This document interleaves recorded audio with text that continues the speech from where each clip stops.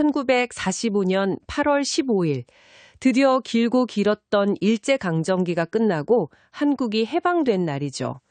모두가 정말 감격과 희망 속에서 새로운 나라를 꿈꾸던 그런 순간이었는데요. 근데요, 한국 교회에게는 이 해방의 순간이 마냥 기쁘기만 한 시간은 아니었다고 해요. 희망인 동시에 그동안 외면하고 싶었던 과거를 정면으로 마주해야 하는 아주 혹독한 심판의 시간이기도 했거든요. 오늘 당신과 함께 살펴볼 자료들이 바로 이 격동의 시기, 해방 직후 한국 교회가 마주했던 거대한 갈림길에 대한 이야기입니다. 네, 보내주신 자료들이 공통적으로 던지는 아주 날카로운 질문이 하나 있어요. 바로 과거의 과오를 어떻게 할 것인가 하는 문제예요. 특히 일제강점기 내내 교회의 근간을 흔들었던 신사참배 문제. 이 거대한 협력의 역사를 어떻게 처리할 것인가. 교회의 연합이라는 대의명분 아래 일단 덮고 갈 것인지, 아니면 고통스럽더라도 뼈를 깎는 심정으로 철저히 청산하고 갈 것인지, 그야말로 교회의 영홍이 걸린 선택이었죠.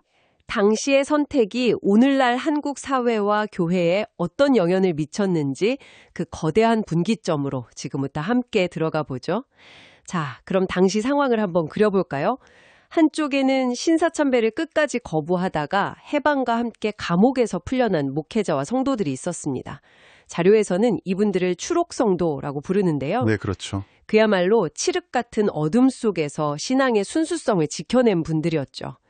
그분들이 꿈꿨던 새로운 교회의 모습은 무엇이었을까요? 그분들은 아주 명확한 청사진을 가지고 있었어요.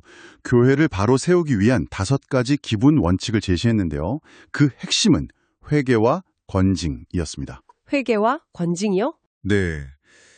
신사참배에 앞장섰거나 적극적으로 동참했던 지도자들은 먼저 공개적으로 자신의 죄를 고백하고 회개해야 한다.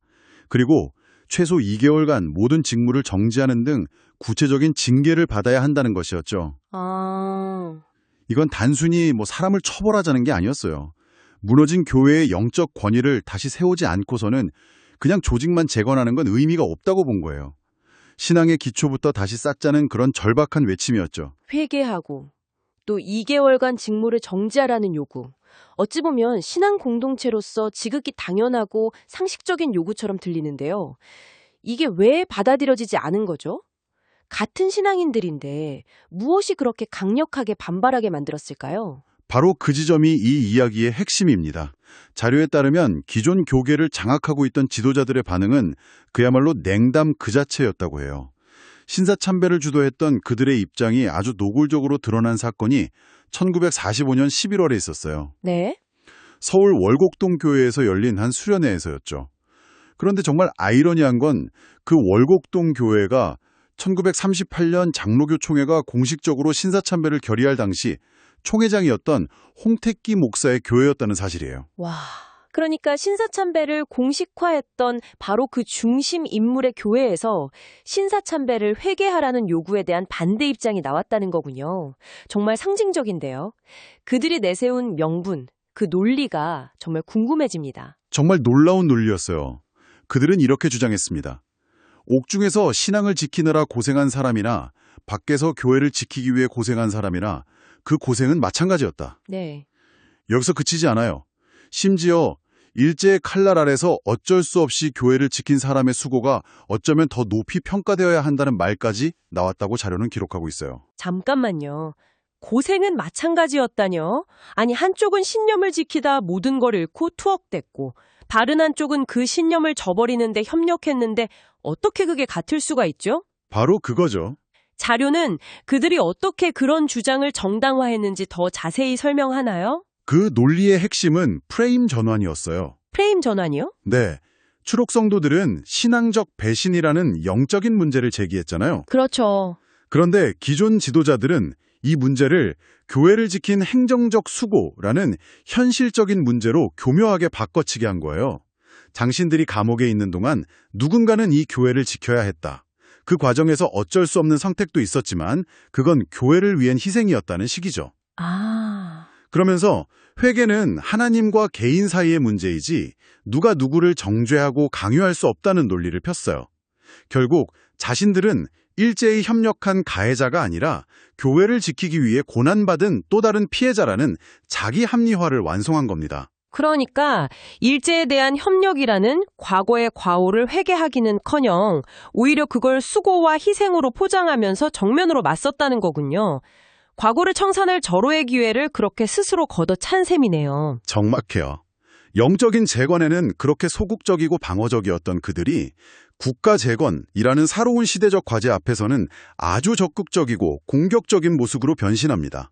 변신을 하는군요. 네, 마치 해방된 한반도를 둘러싸고 시작된 냉전 구도가 그들에게 완벽한 기회이자 새로운 명분을 제공했죠.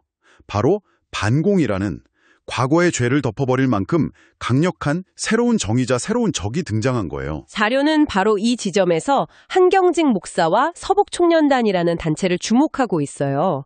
이 둘은 어떤 관계였나요? 하던 영락교회는 북한에서 공산 정권의 박해를 피해 내려온 이북 출신 청년들의 거점이었고요.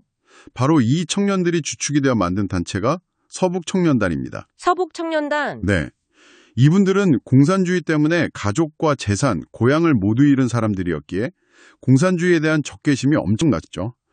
그래서 이들의 목표는 명확했어요. 남한 내에 존재하는 좌익 세력을 뿌리 뽑는 것. 자료에 묘사된 그들의 활동, 특히 제주 4.3 샀던 당시의 모습은 상당히 충격적입니다. 이게 그냥 단순한 이념 대립을 넘어선 것처럼 보여요. 네, 4.3 사건은 수만 명의 민간인이 희생된 한국 현대사에서 가장 비극적인 사건 중 하나입니다. 자료가 충격적이라고 말하는 이유는 서북청년단이 이념을 잣대로 이웃을 지목하고 학살하는 데 깊이 개입했고 그 끔찍한 폭력의 배후에 교회의 이름과 신학적 논리가 동원되었다는 점 때문이에요. 신학적 논리요? 네. 단순한 정치 탄압이 아니라 신성한 이름으로 자행된 학살이었다는 거죠. 설교가 어떻게 그런 폭력을 정당화할 수 있었죠? 자료는 당시 한경직 목사의 설교를 분석하는데요. 그는 설교에서 공산주의를 요한계시록에 나오는 붉은 용, 즉 하나님을 대적하고 세상을 파괴하는 사탄의 세력, 섬멸해야 할 악의 괴물로 묘사했어요. 붉은 용이요? 네. 이런 설교를 들은 청년들에게 공산주의자나 좌익으로 의심되는 사람들은 더 이상 토론이나 설득의 대상이 아니었어요. 그들은 박멸해야 할 악 그 자체가 된 거죠. 이렇게 정치적 반대 세력을 절대 악으로 규정하면서 그들에 대한 모든 폭력이 신학적으로 정당화되는 끔찍한 결과를 낳은 겁니다. 자료에는 심지어 일부 목회자들이 학살 현장에서 누가 살고 죽을지를 결정하는 이른바 선별 작업에 직접 관여했다는 기록까지 나와요. 잠시만요. 목회자가 하나님의 말씀을 전하는 사람이 누가 살고 죽을지를 결정하는 자리에 있었다는 건 정말 상상하기 힘든 그림입니다. 신앙이 어떻게 그런 극단적인 지점까지 갈 수 있었던 걸까요? 바로 그게 과거 청산의 실패가 낳은 비극이에요. 신사참배라는 우상숭배의 죄를 제대로 회개하지 않음으로써 교회의 영적인 분별력이 마비되어 버린 거죠. 분별력이 마비되었다? 네. 무엇이 옳고 그른지를 판단하는 기준이 성경이 아니라 반공이라는 정치 이념이 되어버린 거예요. 그러다 보니 우리 편을 위협하는 존재는 붉은 용이고 그들을 제거하는 것은 곧 하나님의 일을 행하는 거룩한 전쟁이라는 논리가 아무런 저항 없이 받아들여진 겁니다. 친일 청산에 실패한 교회가 반공으로 돌아선 것과 국가 전체가 친일파 청산에 실패한 과정이 겹쳐 보인다는 말씀이시군요. 마치 거대한 데자뷰 같습니다. 네, 자료는 그 두 사건이 놀라울 정도로 닮아있다고 지적해요.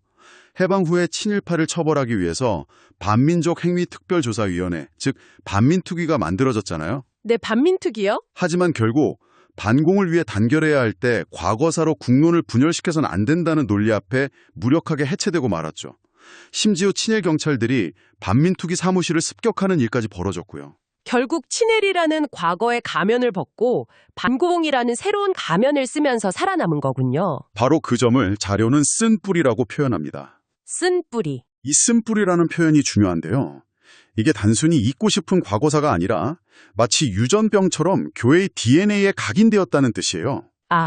어떤 문제가 터졌을 때 신학적 성찰이나 자기 반성 대신에 정치적 프레임으로 해결하려는 습관, 우리 편이 아니면 무조건 악이나 종북, 좌파로 규정하고 보는 이분법적 사고방식이 바로 여기서 시작되었다고 자료는 분석하는 거죠. 그렇군요. 과거 청산을 요구했던 추록 성도들의 순수한 목소리마저 교회를 분열시키려는 공산주의 동조 세력으로 몰아붙이며 자신들의 기득권을 지키는 데 성공했던 바로 그 방식이 이후 수십 년간 한국 교회와 사회에서 반복되었다는 겁니다.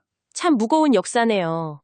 신앙의 본질을 지키려던 목소리는 억압되고 정치 이념이 그 자리를 차지해버린 거니까요. 자료는 마지막에 가룟 유다와 삭개오를 비교하면서 아주 강렬한 질문을 던지더군요. 네, 둘 다 죄인이었죠. 가룟 유다는 예수를 판 자신의 잘못을 후회했지만 결국 절망 속에서 스스로 목숨을 끊었어요. 하지만 세리장이었던 삭개오는 예수를 만난 뒤 자신의 죄를 회개하고 자기 재산의 절반을 가난한 사람들에게 나눠주고 또 남의 것을 속여 빼앗은 것이 있다면 4배로 갚겠다고 약속하면서 완전히 새로운 삶을 살았죠. 후회와 회개의 차이군요. 바로 이겁니다. 이것이 바로 신앙의 본질에 대한 질문이에요. 구원이란 단순히 입으로 믿음을 선언하는 것에서 그치는가? 아니면 삭개오처럼 삶을 완전히 돌이키는 회개의 열매로 증명되는가? 자료는 천국은 회개하지 않는 위선자가 아니라 용서받은 죄인의 달이라고 힘주어 말합니다. 과거의 잘못을 어떻게 마주하는지가 한 개인뿐만 아니라 한 공동체의 운명까지도 결정한다는 것을 아주 극명하게 보여주는 이야기 같습니다. 오늘 이 이야기가 당신에게도 깊은 울림을 주었으면 좋겠네요. 그리고 이 주제에 대해 당신이 더 깊이 생각해 볼 만한 마지막 질문을 하나 남기겠습니다. 자료에 따르면 신사참배를 둘러싼 우상숭배 논쟁은 여기서 끝나지 않았다고 해요. 해방 후 이 논쟁은 전혀 새로운 모습으로 다시 등장했는데요. 바로 국기에 대한 경례의 문제였습니다. 아, 국기에 대한 경례요? 네, 신사참배라는 국가 권력의 강요 앞에 신앙이 무너졌던 고통스러운 경험을 한 교회가 이제 막 탄생한 새로운 국가의 상징 앞에서 과연 어떤 태도를 취해야 했을까요? 그 이야기는 또 다른 흥미로운 지점을 우리에게 보여줍니다.